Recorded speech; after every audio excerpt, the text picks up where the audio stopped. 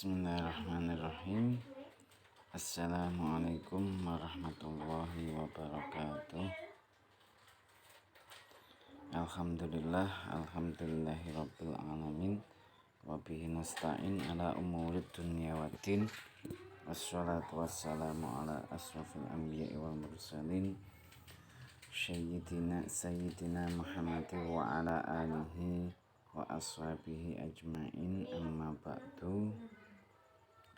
Teman-teman mahasiswa KPI yang dimuliakan oleh Allah Subhanahu wa ta'ala, marilah kita sama-sama memuji syukur, menghadirkan rasa syukur kepada Allah Subhanahu wa ta'ala. Pada kesempatan kali ini kita bisa melanjutkan perkuliahan yang kedua dengan tema yaitu ayat-ayat Al-Quran tentang dasar hukum berdakwah. Dalam hal ini nanti saya akan menafsirkan yaitu Quran surat An-Nahl ayat 90 dan Quran surat Maryam ayat 55. Dalam referensi tafsir yang saya ambil ini, saya mengambil dari tafsir Ibnu Katsir saja. Nanti bisa Anda kembangkan ke tafsir-tafsir yang lain, atau ini Anda kembangkan pada referensi-referensi yang lain, itu juga bisa Anda lakukan. Untuk ayat pertama yaitu Quran surat An-Nahl ayat 90. Ayat ini sering kita dengar waktu khatib menutup khutbah Jumat, yaitu innallaha ya'muru bil adli wal ihsan wa ita'i dzil qurba wa yanha 'anil fahsya'i wal munkari wal baghi ya'idzukum la'allakum tadhakkarun. Itu ayatnya sampai situ. Biasanya ditambahi fadhkurullaha yadhkurkum washkuruhu ala ni'amihi yazidkum was'aluhu min fadlihi yu'tikum wala dzikrullahi akbar. Biasanya tanda seperti itu. Marilah kita tafsirkan ayat ini dulu, dari ayatnya dulu. Innallaha, sesungguhnya Allah, iku ya'muru. Jadi Allah di situ kedudukannya kalau dalam bahasa Arab, dalam nahwu, itu adalah sebagai isimnya inna. Ya, inna itu biasanya faidahnya adalah tufidut taukid, sebagai penguatan karena banyak manusia yang ingkar. Innallaha ya'muru, ya'muru itu adalah sebagai khobar inna. Apa yang biasanya diingkari oleh manusia mungkin di sini tidak dilakukan, atau bahkan diingkari manusia, mungkin manusia tidak tahu bagaimana sebenarnya adil itu. Ya, yang pertama ini adalah adil. Memang adil itu sulit. Yang pertama yang diperintahkan oleh Allah yaitu innallaha ya'muru, perintah apa Allah kepada manusia, yaitu bil adli, dengan bersikap yang adil, ya. Wal ihsan, dan ihsan, ya. Ihsan ini adalah pada tataran akhlak, ya. Kalau dalam pondasi agama Islam itu ada 3 susunannya, yaitu iman itu adalah seperti akar, kemudian Islam itu adalah seperti batang dari tumbuhan atau pohonnya atau rantingnya dan daunnya, kemudian ihsan ini adalah buahnya. Maka ihsan ini adalah akhlak. Pengertiannya adalah ihsan itu anta abudallaha ka'annaka tarah fa illam tarah fa huwa yarah. Jadi ihsan itu anta abudallah, kalian semuanya menyembah Allah. Anta abudallah, menyembah Allah, beribadah kepada Allah. Ka'annaka tarah, seakan-akan kamu melihatnya, seakan-akan kamu semua melihat Allah. Fa illam tarahu, jika kita tidak mampu untuk membayangkan melihatnya, fa illam yarah, maka kita dalam keyakinan kita menganggap bahwa Allah itu melihat kita. Kita juga dalam rukun iman meyakini bahwa dalam diri kita itu ada malaikat raqib dan malaikat atid yang selalu mencatat kebaikan kita. Setelah itu perintah Allah yaitu wa ita idil kurba, ya, wa ita idil kurba, memberikan sesuatu kepada dil kurba. Dil kurba itu adalah orang yang terdekat dengan kita. Mungkin ini kalau urutannya ya keluarga dulu, kemudian tetangga, kemudian diurutkan ya masyarakat kita dan lain sebagainya. Yang penting di sini adalah memberikan sesuatu yang bermanfaat. Wa ita idil kurba wa yanha 'anil fahsya'i wal munkar, dan mencegah perbuatan yang fahsya dan perbuatan yang mungkar. Wal bagh, yang perbuatan yang tercela. Ya'idukum la'allakum tadhakkarun. Inilah perintah dari Allah. Semoga kita termasuk orang yang ingat perintah Allah tersebut. Selanjutnya adalah kita akan melihat tafsirnya Ibnu Katsir yang ditafsiri tidak semuanya. Kadang ada yang banyak, kadang ada yang sedikit.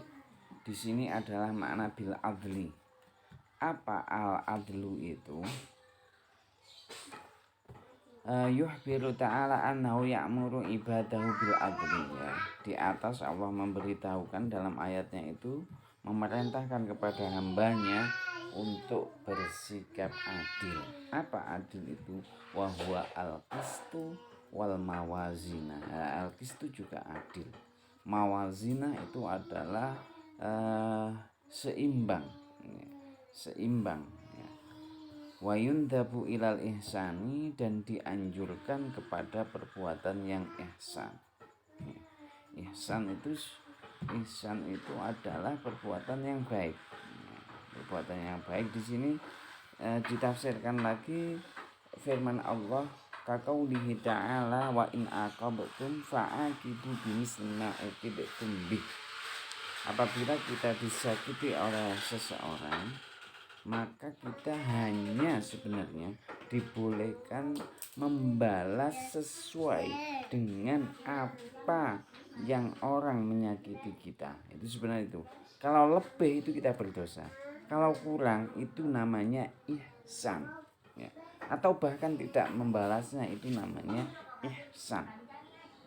Wala in sabartum lahu khairul lisabirin. Artinya ini kalau kita tidak membalas kejelekan, kita bersabar terhadap cacian atau ejekan dari orang lain, termasuk sifat-sifat orang yang sabar itu adalah sifat yang lebih baik. Kemudian Ibnu Katsir juga menafsirkan lagi dengan ayat yang lain, wa jazaa'u sayyi'atin sayyi'atun bimisliha faman afa wa aslaha fa ajruhu 'ala Allah. Bahwa balasan sesuatu perbuatan jelek itu kalau kita ingin membalasnya harus sepadan dengan perbuatan jelek tersebut.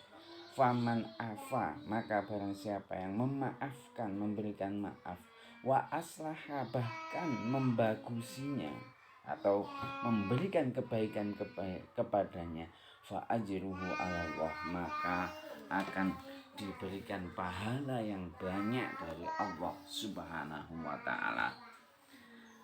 Kemudian teman-teman mahasiswa sekalian, Ibnu Katsir masih menafsirkan lagi lafaz bil adli dengan ayat Al-Quran yang lain.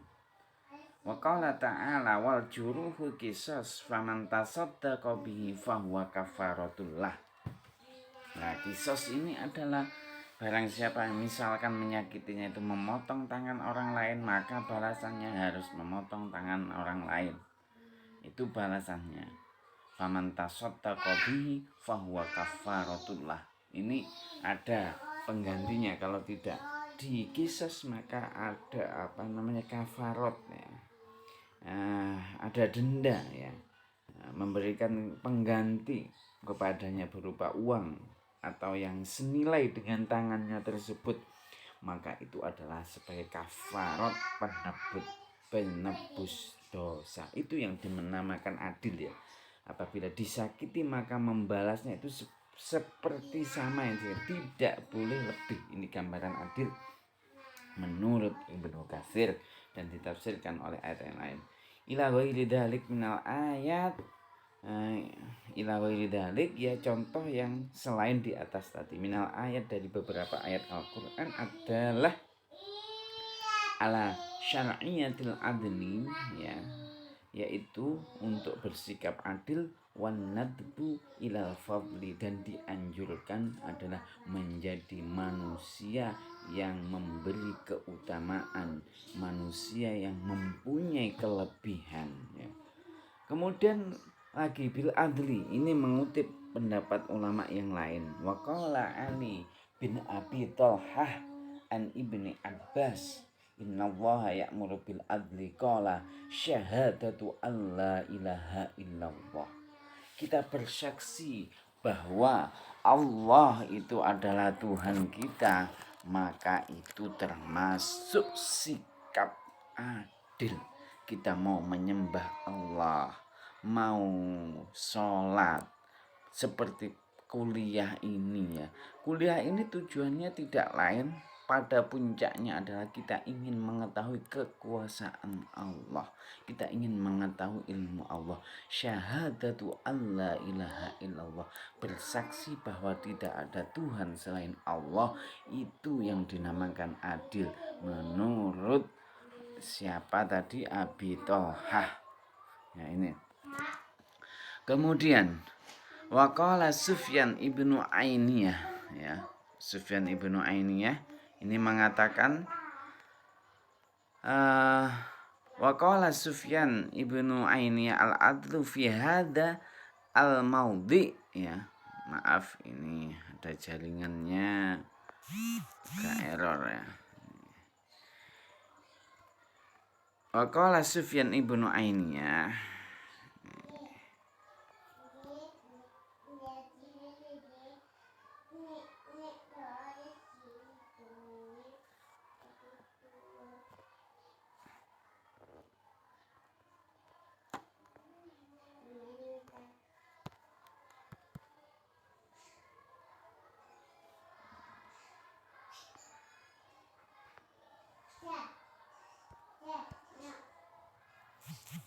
ya ini maaf tadi ada gangguan.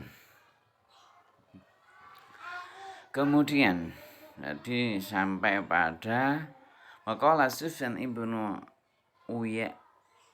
Uyainah ya, al adlu fi hadza al maudhi wa istiwa as-sarirah wal alaniyah min kulli amilin lillahi amalan ya. Ini istiwa itu di tengah-tengah ya, baik yang rahasia maupun yang tampak ya, baik di hatinya maupun di fisiknya, itu harus adil. Istiwa harus sama, harus di tengah-tengah. Min kulli amilin, dari setiap perbuatan kita, lillah, karena Allah Ta'ala, amalan ya, berupa benar-benar amalan, baik amalan as-sarirah, amalan yang rahasia, maupun wal alaniyah, atau amalan yang tampak. Baik, saya percepat.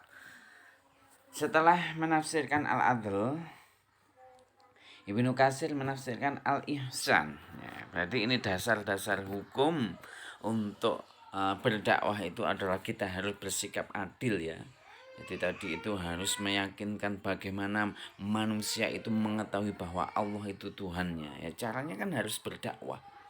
Apapun profesi kita, puncaknya kita kenalkan bahwa Allah itu Tuhan kita. Allah itu Khalik dan makhluknya adalah manusia di muka bumi ini. Itu kita harus menyampaikan bahwa syahadatu alla ilaha illallah, Allah itu adalah Tuhan kita. Kemudian wal ihsan. Wal ihsan antakuna sariratuhu ahsanu min alaniyati. Ya. Yang dikatakan ihsan itu adalah hatinya itu lebih baik daripada sesuatu yang tampak. Ya artinya ya dua-duanya itu harus tampak, tapi utamakan adalah hatinya. Ini yang dimaksud ihsan.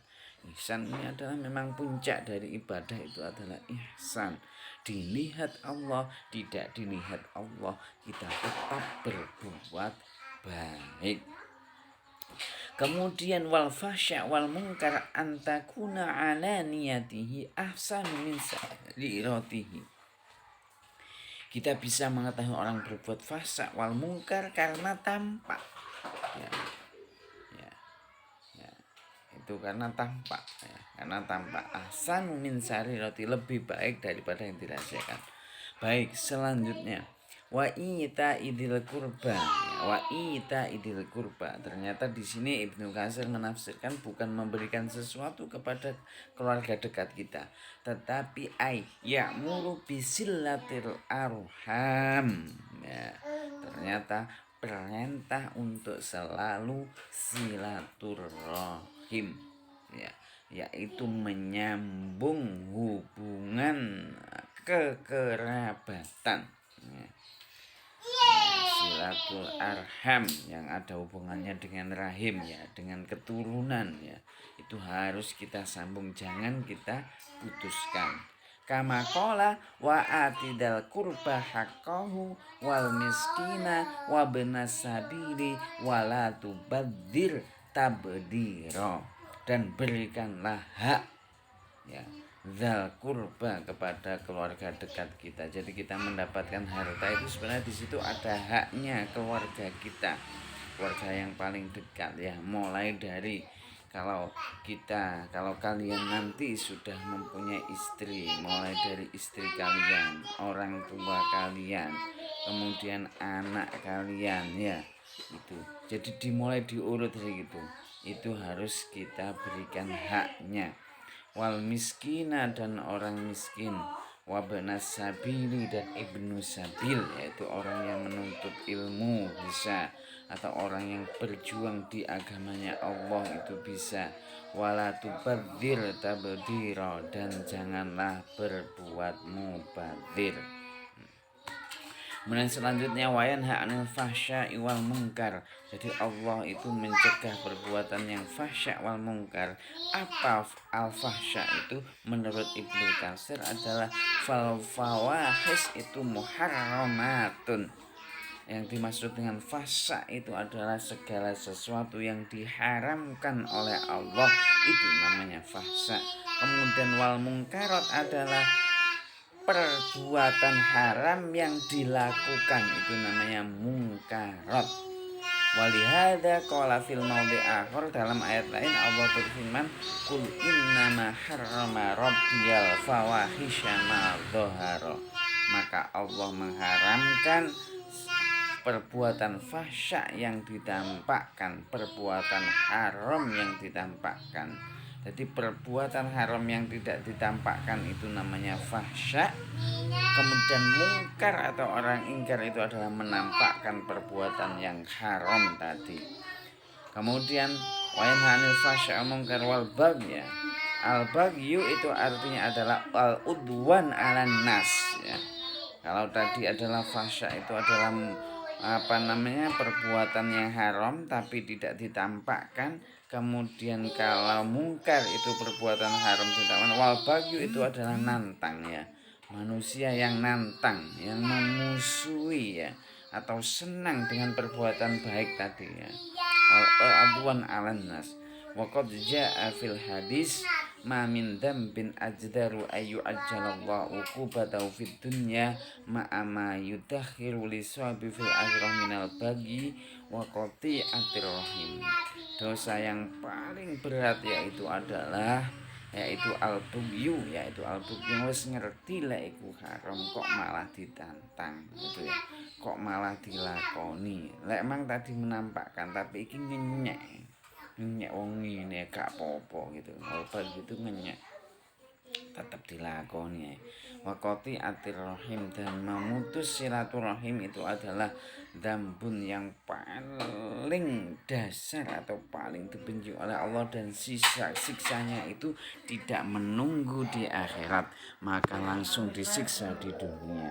Seperti orang zina itu kan, langsung siksanya di dunia itu langsung ada yang kena penyakit AIDS karena zina itu adalah diharam. Zina itu termasuk fahsya. Kemudian kalau orang melakukan zina itu namanya mungkar. Kemudian orang berzina malah bangga menceritakan, itu namanya al-baghyu. Kemudian ya'idzukum ayya'murukum bima yu'marukum bihi minal khair wa yanhaakum amma yanhaakum anhu minasyarr.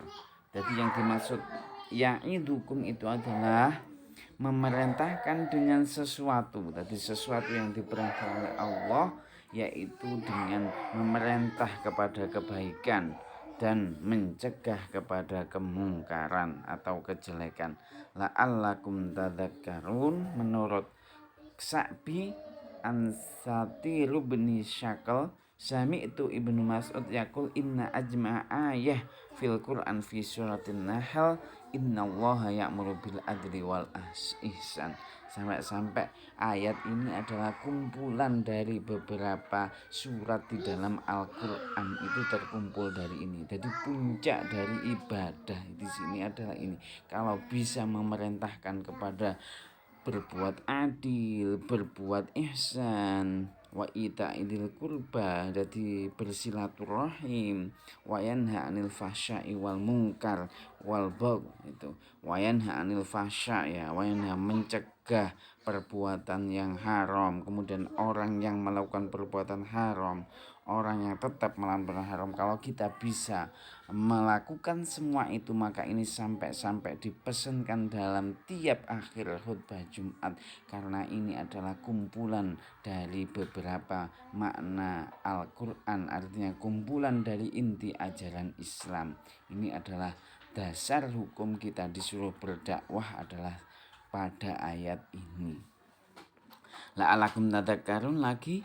Qala Sa'id an Qatadah qauli ta'ala innallaha ya'muru bil adli wal ihsan. Al-ayah laisa min khuluqin hasanin kana ahlul jahiliyah ya'maluna bihi wa yastahsunahu illa amarallahu bihi wa laisa min khalaqa sayyin kanu yata'ayarunahu bainahum illa nahallahu anhu wa qaddama fi wa innama an safasifil ahlak wa mudhamiha. Jadi di sini itu ahlul jahiliyah itu sudah melaksanakan, yaitu perbuatan yang ahlul jahiliyah ya'maluna bihi wa yastahsuna illa amarallahu bihi wa laisa min khuluqi syai'. Kalau orang yang memiliki sikap yang baik itu sudah melakukan hal ini, ya, berbeda dengan orang yang memiliki akhlak jelek, maka dia akan mengumbarnya, melakukan terus-menerus, ya.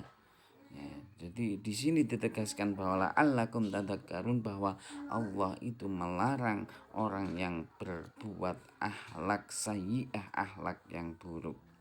Kemudian la'allakum tadzakkarun lagi, innallaha yuhibbu ma'alil akhlak wa yukarrihu safasafiha.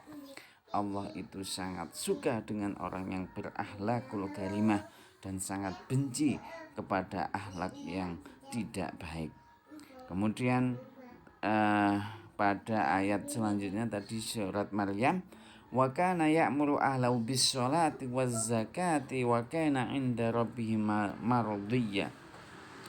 Wa hadha aidan minas sana al jamil was sifat al hamidah wal khullah sadidah haitsu kana musabiran ala ta'ah rabbil azza wa jalla. amaron bihali ahli. Jadi perintah untuk berbuat baik adalah kepada keluarga kita dahulu. Kama qala ta'ala rasuli wa'mur ahlaka bis-sholati wastabir 'alaiha. Maka perintahkan kepada keluargamu yaitu untuk sholat dan bersabar atasnya. Karena sholat ini adalah salah satu ukuran bahwa kalau orang taat kepada Allah maka mudah diatur oleh manusia. Kalau sudah Allah saja tidak ditaati, bagaimana dengan manusia? Dan salah satu ketaatan yang rutin dilakukan oleh manusia adalah sholat. Maka sampai-sampai Nabi itu bersabda, awwalu ma yuhasabu yaumal qiyamati as-sholah.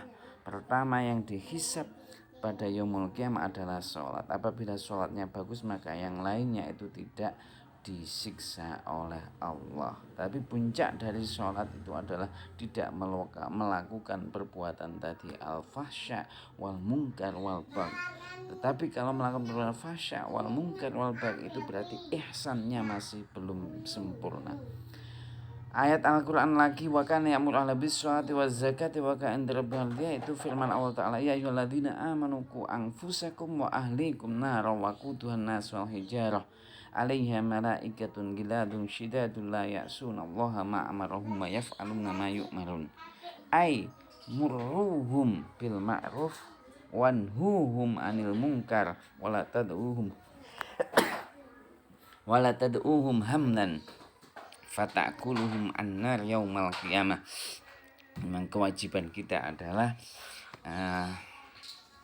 berdakwah kepada diri kita sendiri, kepada keluarga kita.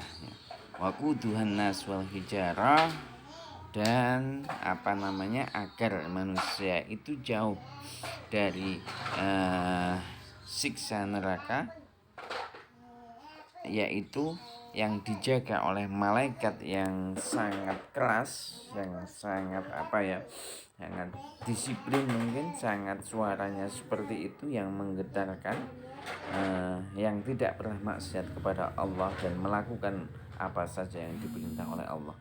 Demikian singkat dari saya mengenai materi pengantar, yaitu dasar hukum kita disuruh berdakwah oleh Allah, karena Allah itu perintah selalu berbuat adil, selalu berbuat ihsan, wa ita'idil qurba, memberikan sesuatu yang terbaik, yaitu selalu menjaga silaturahim, wa ita'idil kepada keluarga kita, wa yanha 'anil fahsya'i wal munkari wal bagh, yaitu melarang berbuat yang perbuatan haram, apalagi kepada pelakunya, apalagi yang pelakunya tadi sampai memamerkan perbuatannya.